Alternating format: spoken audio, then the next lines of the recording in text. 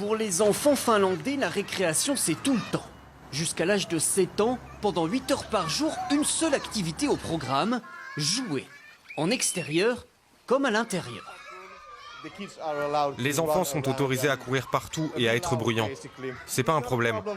Si c'est ce qu'ils veulent faire, il n'y a aucune raison de les faire s'asseoir.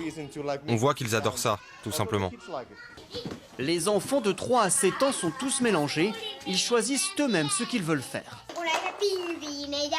Santu, par exemple, 6 ans, adore les jeux de société et de construction. Ici, c'est comme une autre maison. Parce qu'on fait les mêmes choses qu'à la maison.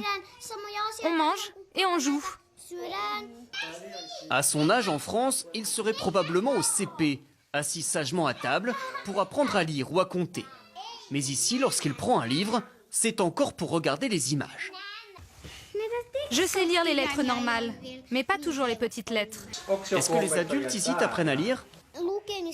En fait, ils ne nous apprennent pas vraiment à lire ou à écrire quoi que ce soit, mais on fait d'autres trucs chouettes, comme par exemple fabriquer des cadeaux pour la fête des mères.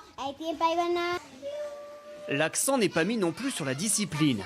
Les éducateurs n'interviennent pas quand un enfant monte sur la table. Selon eux, avec cette méthode, les petits en Finlande apprennent des choses bien plus importantes que des règles ou des connaissances. Cet âge-là, c'est un moment très propice pour apprendre des choses pour mieux vivre. Comment être gentil avec ses amis, comment se faire des amis, gérer ses émotions, comment se calmer quand on est en colère. Dans le système éducatif finlandais, la priorité est donc de savoir communiquer, être créatif, prendre des initiatives. Ces 3 fillettes, par exemple, ont choisi de s'isoler pour s'entraîner à tracer quelques lettres, sans supervision. On dessine, on joue, comme par exemple à l'école des plus grands. On met ce qu'on veut dans nos cahiers. Une méthode en vigueur dans le pays depuis toujours. Les parents finlandais n'y trouvent rien à redire. Mais pour Steven Stokes, c'était au début un peu déconcertant.